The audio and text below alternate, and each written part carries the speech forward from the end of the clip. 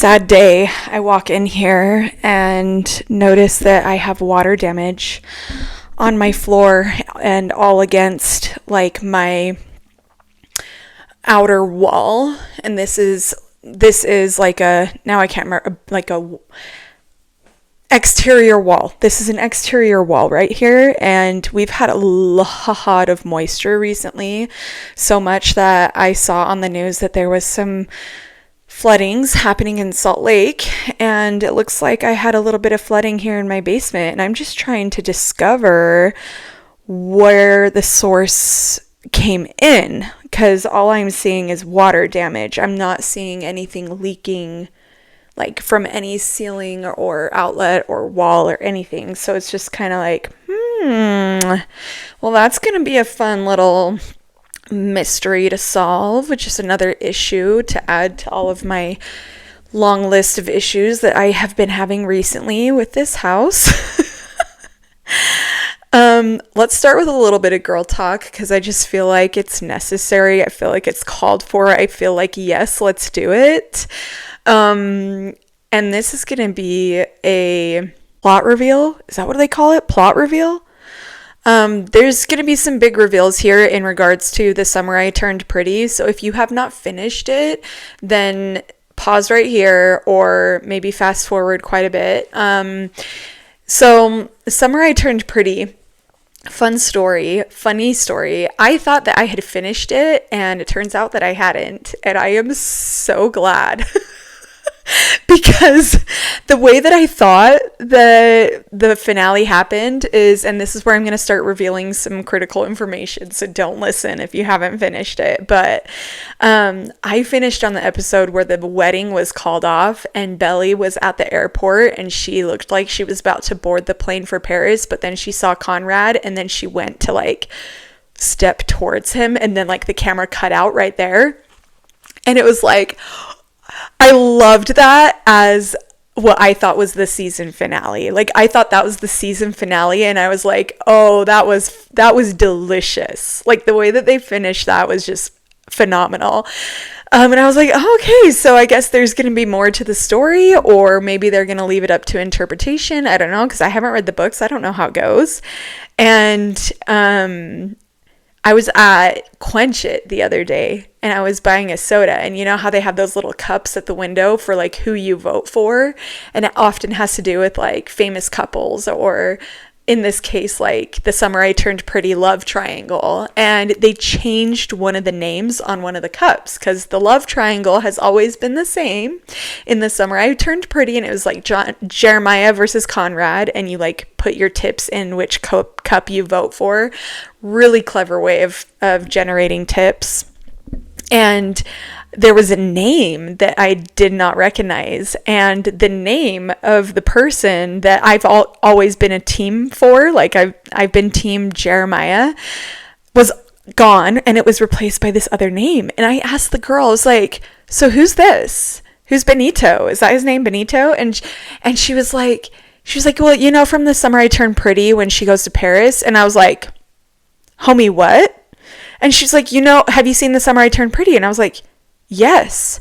And she's like, you know, when she goes to Paris and Benito's the guy. And I was like, I had to take off my sunglasses. Okay, I took off my sunglasses and I was like, you're telling me there's more after the wedding gets called off and Belly's at the airport and she sees Conrad and she goes to like step towards him and then the camera cuts off and you think that's the finale? And she was like, there's like 3 episodes after that. I was like,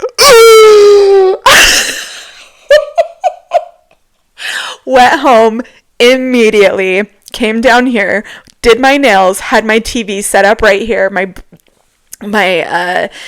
Roku, and I was binge watching The Summer I Turned Pretty, and oh my gosh, it did not disappoint, you guys. It was so freaking good. Belly calling off that wedding, taking the first plane out to Paris was like top tier homegirl goals. Like, was anybody else just like, when she went to Paris, were you just like her whole experience in Paris was just like, oh my gosh, so much yes. Like, Belly choosing herself, finding herself, creating the version of her that she wants to be and she wants to be committed to for the rest of her life, and all the confidence that she gained by doing that, and the fact that, like, she was pursued by Conrad and she never really even gave him much to work with. She didn't really respond to him. She was just kind of doing her own thing, not really making him a priority, not really, paying much attention to it. I just loved that. I loved it so much. I loved that she was like, you know what? I see your letters. I read your letters. I love your letters, but I'm not going to respond to you because I don't feel like I have to right now. So I love that. I don't know. I could not have pictured a better ending to that show, because, like, the end of season 3 was like the plot twist that I feel like every girl needs in their life. Like, here Belly is this young little thing, and she's just so consumed by the love triangle of Jeremiah and Conrad, and she's so consumed by it, but to the point where it's almost like she forgets how to even live. And it's kind of icky. Like, it gives you the ick a little bit, especially as, like, a modern feminist. It's kind of like, ew, like, why is that everything that this is about? And being team Jeremiah, like, I was happy that they were wanting to progress in their relationship. However, like, them getting married was not, I don't know, there was just something about it that I was like, you know what? No. I don't know. I just was kind of like, no.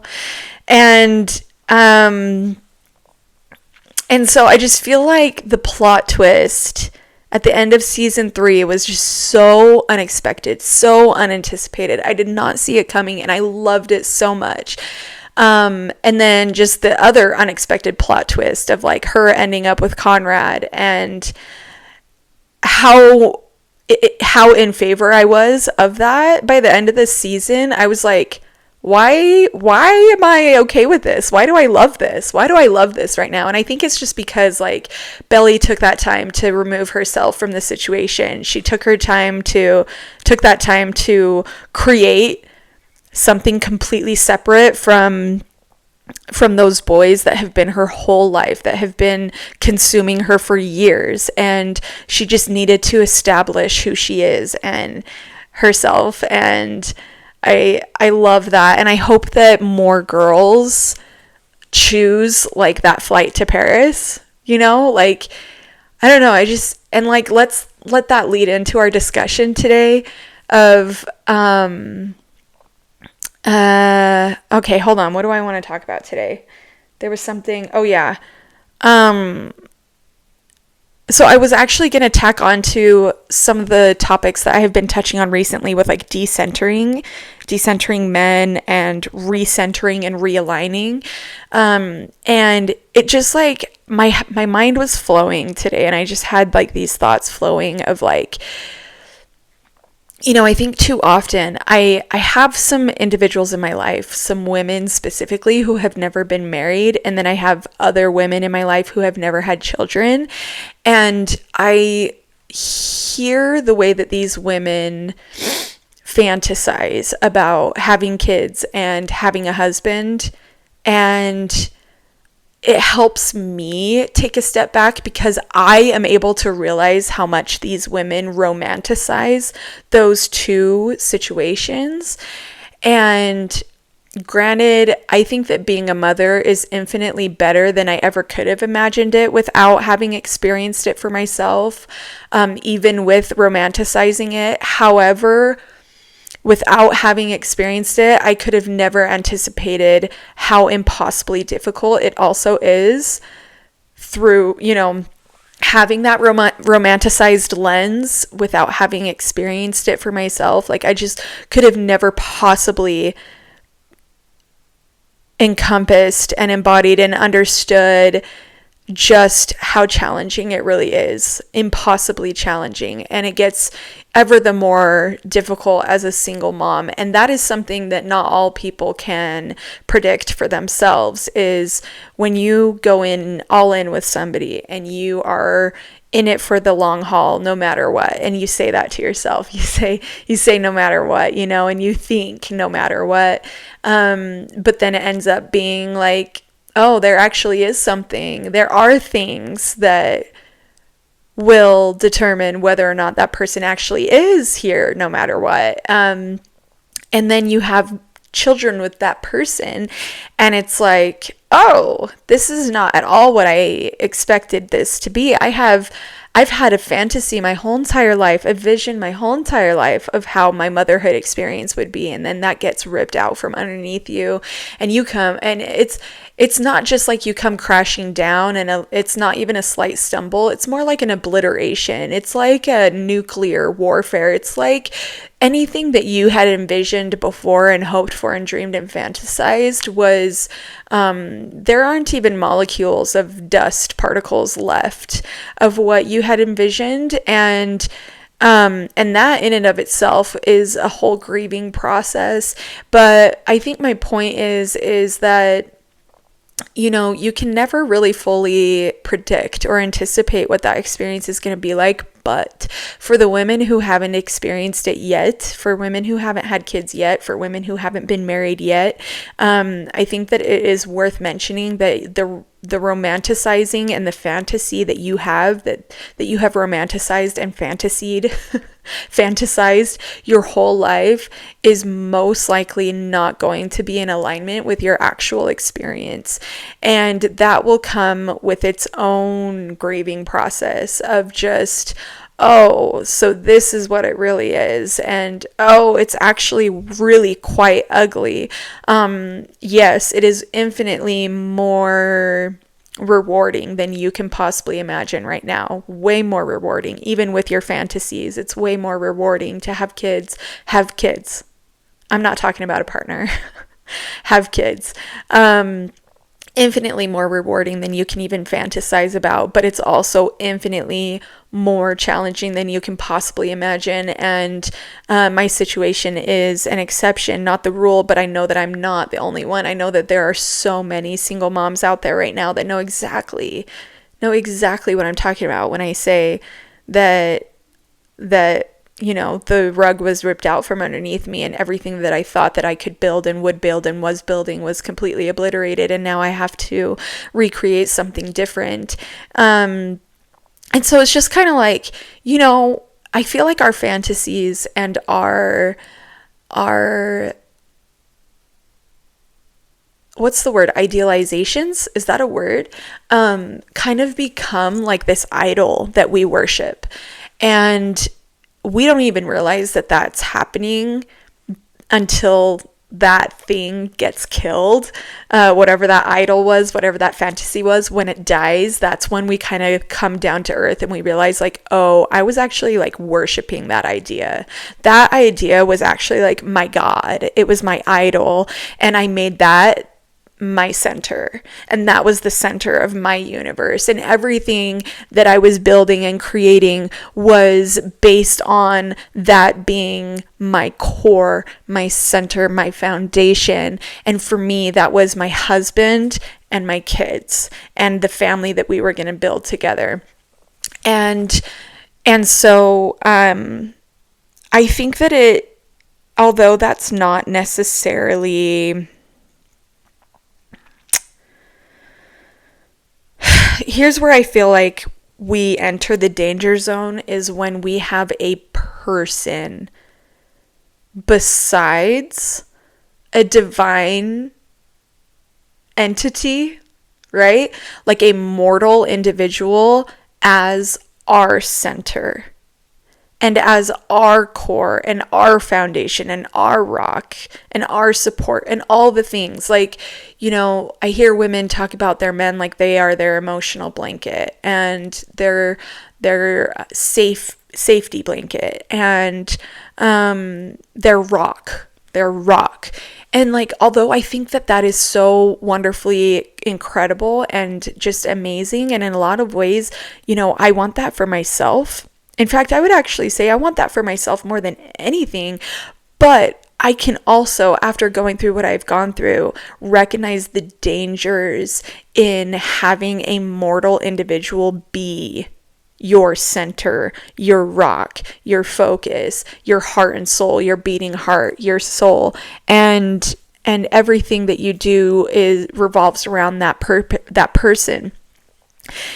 Because people are incredibly disappointing, and people will make decisions that will absolutely shock you, and people might end up being nothing like what you thought that they were when you were dating, when you were courting, when you first got married. The honeymoon phase, after that dies, all of a sudden you see what you have committed to long term, and sometimes that is just not at all attractive or not at all what you want, or you are seeing what they've been hiding, and that's shocking, and that is unfair and unjust and all of the things. And I'm not even saying this from a pessimistic standpoint. I'm actually just saying this because it's real, because it's true, because anybody who hasn't gotten there yet just doesn't know yet that's the truth, that is fact, that is reality. People who have been married long term will be able to testify to this. People who have been in long-term commitmentships, live in commitmentships, will be able to testify to this. Like, it's just the truth, it's just the reality. And people who don't have that as their truth and reality are actually the exception and not the rule. And that is a very rare thing. And I think that's wonderful and beautiful, and I love that for them. But I wouldn't want whatever ugly things they have to deal with either. Like, whatever other uglies that they have, the little demons that they have to battle, and just the unfortunate circumstances that life throws at them, I wouldn't want those either. I'm just saying, like, people are not always what they seem to be. They are not reliable. And it's just not safe to revolve your life around a person. And so when I talk about decentering men, decentering partners, that is kind of where I'm coming from, of like, it's not so much playing it safe as it is like doing life the way that you should. And that is where I get into some really opinionated shit that can really throw off a lot of people. And so if you are not in agreement with me, then this is not for you. If this is if you're feeling this, then maybe this is for you. So like here I am, this is my opinion, and it's gonna ruffle some feathers, or it's gonna ring true. And so if it rings true to you, keep listening. Here's what I have to say.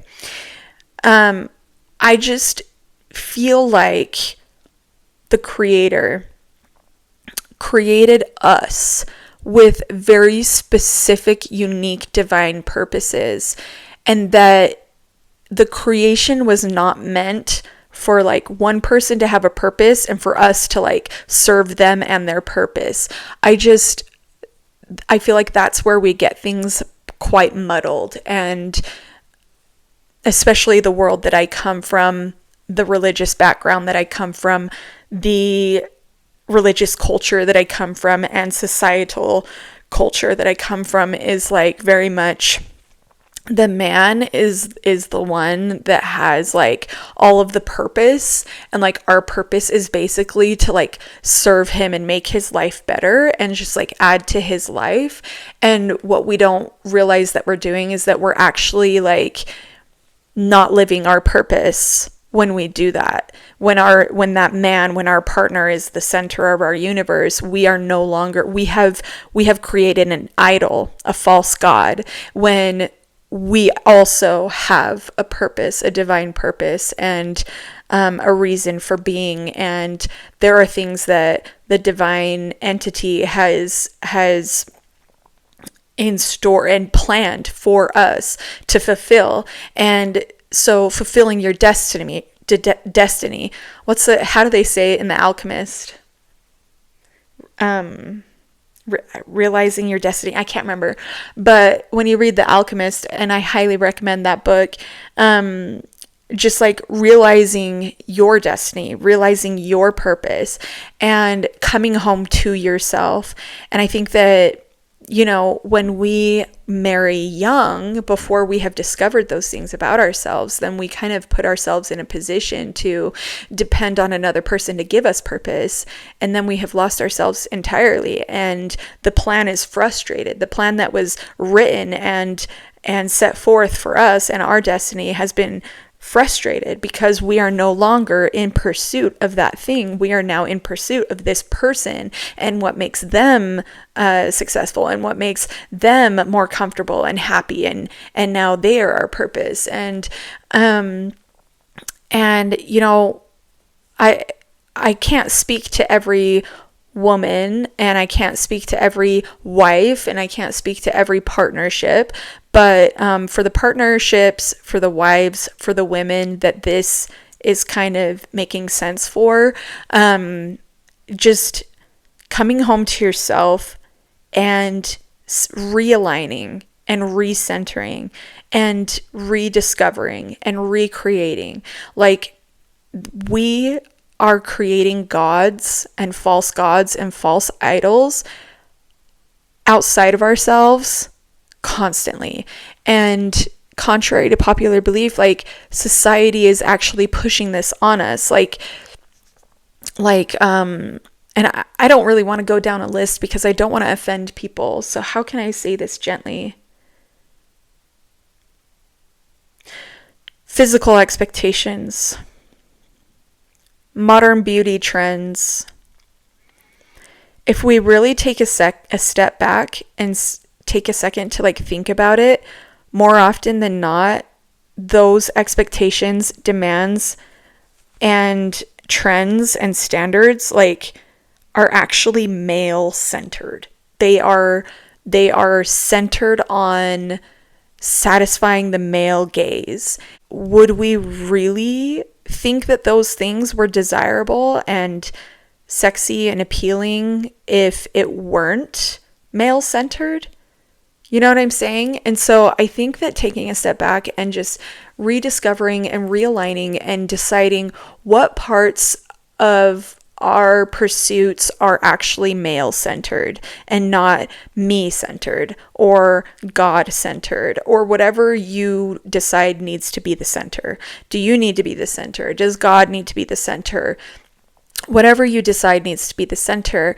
Your goals, your pursuits, your education, your career, your kids, God, Jesus, whatever. What are you going to decide is the center of your universe, and what parts of your pursuits are not in alignment with that thing?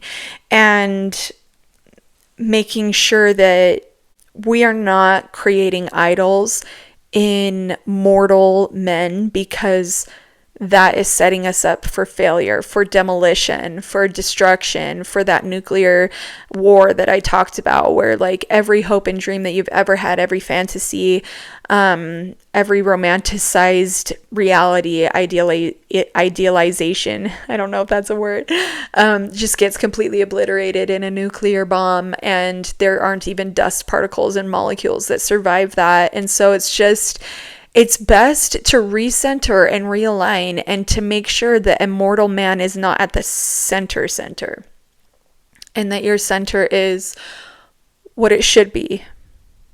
Like I said, and that's up to each individual to decide, and that can and most likely will change depending on seasons of life. So, whatever season that you're in. The other thing that I wanted to talk about, and this is a completely separate topic, and that is that I've had these thoughts kind of floating around in my mind because I've been taking a lot of courses, and I'm learning a lot about self-awareness, personal healing journey, and taking accountability. And it's just opened my eyes up a lot to the fact that, and this is where things get kind of scary, is realizing that a lot of people's opinions and what they have to say about situations, about people, about people's situations, almost everything that people think, feel, and say is simply a projection of themselves and their own life experience and their own traumas and their own demons, and it exposes the weak points where they need to do their own healing and their own work. I'm realizing this because I recently shared about a triggering week that I had because of a particular trigger that happened with a family member. And I was talking about like the betrayals that happen with abuse and how your abuser will get people to betray you and things like that. And they'll go after your family members and your closest friends and the people of influence around you, and they'll try to isolate you, and they will succeed. And this family member basically had some things to say about how I was handling a situation. And at first, my very first knee-jerk reaction was to be hurt, right? Like I was just like, man, they think so low of me. They have such a low opinion of me. That hurts. Why do they think so low of me? And then, after a while, I started to realize like these people's opinions have nothing to do with me. And in a way, it almost has nothing to do with how they view me either.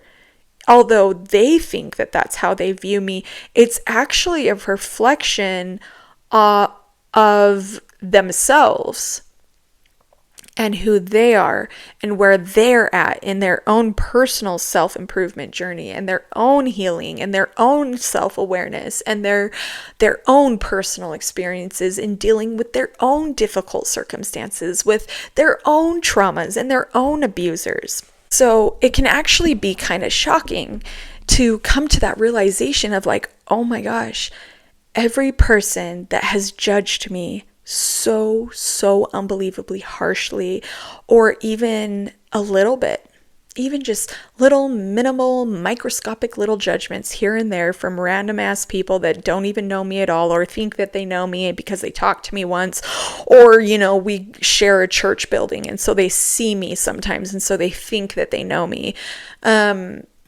These judgments actually are not a reflection on me and my character at all. It's kind of scary to realize that this is actually a reflection of their own lack of self-awareness.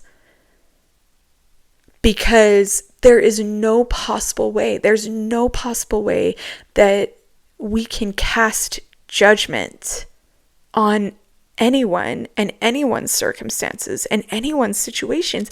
When you think about it, like I think about me and my situation and how intense it is and how intricate and how many details there are that only God will ever know about and I will never reveal to another human living being, and how people think that they know. And it just has opened my eyes a lot to realize how little we actually know. Because I go back through my whole life, because where I'm at today, the decisions that I've made today actually were heavily influenced by my whole entire life. And situations and circumstances and abuse and traumas that have taken place my whole entire life. and how there have been patterns and repetitions and things that I need to just kill.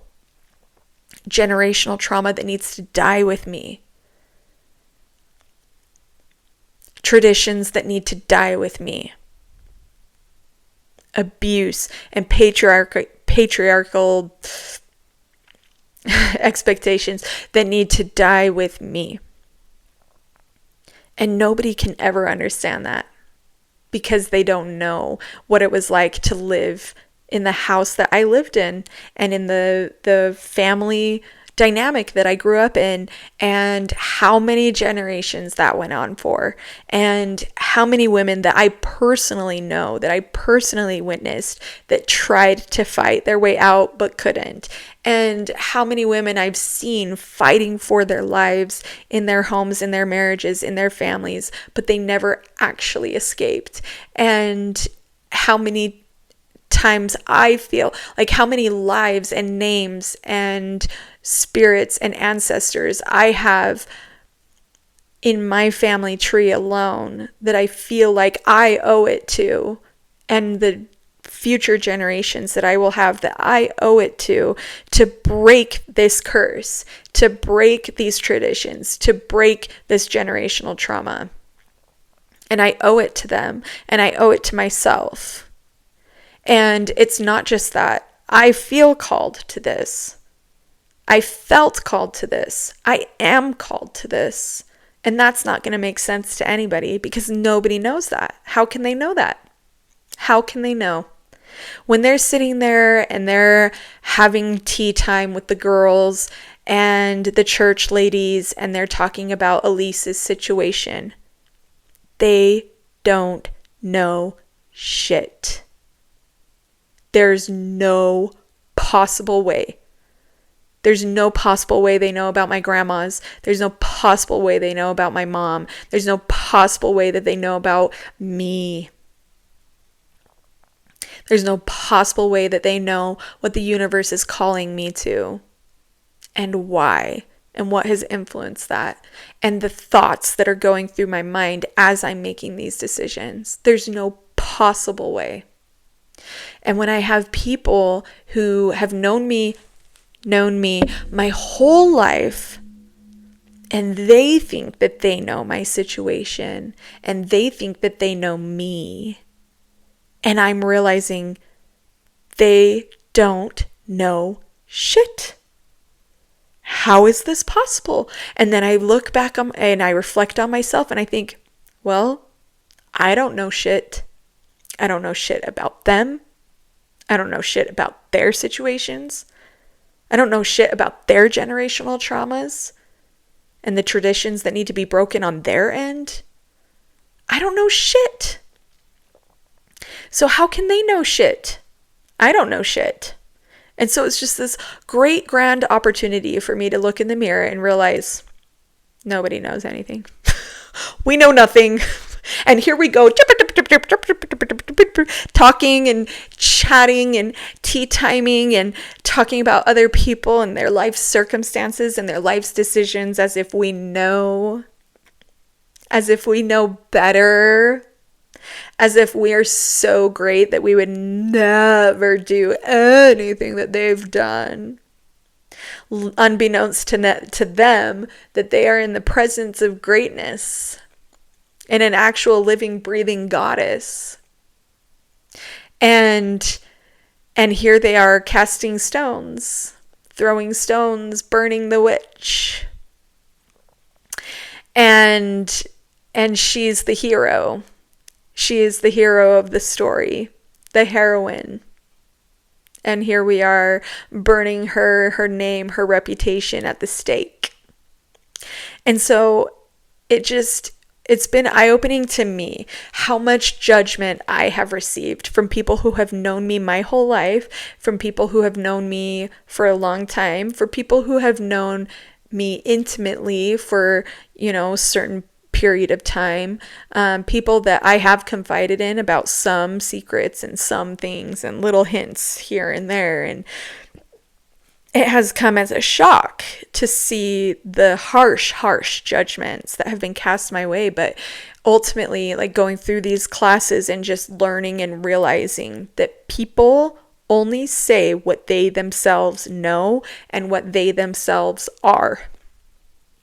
So when they are judging me harshly, they're actually revealing who they are to me. What they say about me is what they're actually saying about themselves. And that's terrifying. It's terrifying for me to realize how unhealed people really are, how unself-aware people really are, that they just deflect, project, throw daggers, and set people on fire, when in reality, that is the universe calling them to reflect and look in the mirror. Everything that they're pointing their finger at and about, everything that all the shade that they're throwing, all the daggers they're throwing, every match that they light is just an opportunity for them to see what is broken inside themselves, what needs mending, what needs attention, what needs healing. And why are they not doing this? I do not know. I do not understand. I can't really comprehend why a person would go their whole entire freaking mortal life without looking in the mirror, when that's like literally the whole entire point. Is here we are, and we have this wonderful opportunity to like get to know ourselves and get to know the higher power and work to improve and grow and become the greatest that we can be and achieve the most that we can and leave our mark and leave behind an epic legacy. And we want to sit around at tea time and discuss other people. We want to gather for tea time and talk about other people's circumstances. There are like literally so many books that you can be reading. There's like, I have journals of thoughts that I've been writing. Why are you not journaling?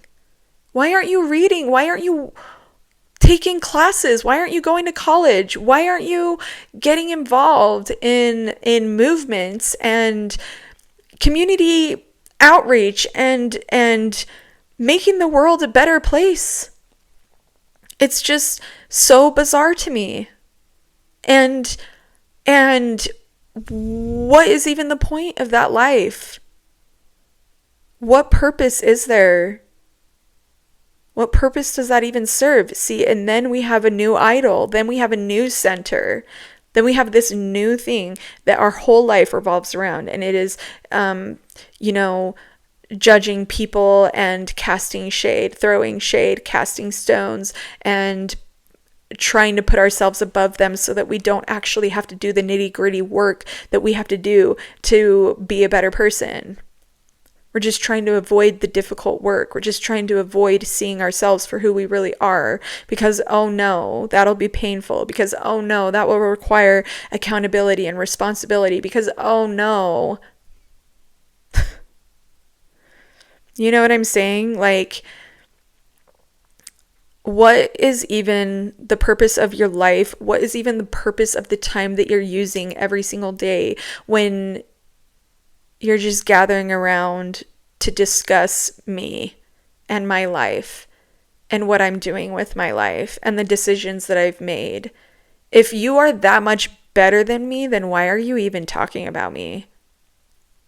Like, if you actually think that I am that far below you, then why am I a topic of discussion? Why is my name and my life taking any space, any rent-free space in your head? Like, no. You don't even have to burn me at the stake at that point. If I'm that far below you, and you are that great, and you have idolized yourself and you're worshiping yourself so much, then I should be the last thought. I should be the last topic of discussion. I am nothing to you. I am the dust on the slippers of your feet. Like, no, get my name out of your mouth. Talk about bigger, better things. Work on whatever you're building, whatever you're working towards, your goals, your purposes. Like, talk about that. I just don't understand. Why is my name in your mouth? Why is my life in your mind? And if I am, get me out.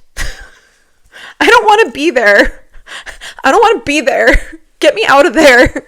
Get me out of your mind. Get me out of your mouth. I don't want to be there. I want my name out of your conversations. The point is that if we spent the same amount of effort, the same amount of focus, the same amount of time on reflecting in the mirror, like, just imagine how much great we would be and our lives would be, and our accomplishments and our realizing our destiny, realizing our purpose would be, if we put all that same amount of effort, time, and focus that we put into others and judging them and talking about them at tea time and obsessing over them and scrolling through their social media, we put that much effort and focus and time into ourselves as we do into judging and throwing shade at other people. Like, just imagine how much better we would be. Imagine how much would get accomplished. Just the productivity alone. The productivity. Like, be productive. If you're going to have thoughts, and if you're going to have feelings, and if you're going to have opinions, make it productive. Put it into something that's actually going to generate, like, meaningful results. Something that's going to put a mark on this world with your name on it. Hell yeah. Hell yeah. Put your name on that. Start a movement. Be the movement. Be the movement in your own home. Quietly, silently, behind closed doors. Be the queen that you're supposed to be. The distractions. Jesus. It's all just holding us back from being the queens that we are.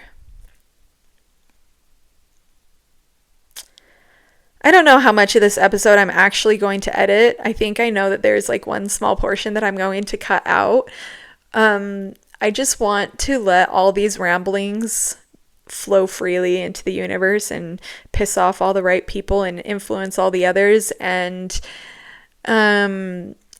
just be where we're at and just realize, Elise, this is Elise of 2025. I don't know who I'm going to be in 2026.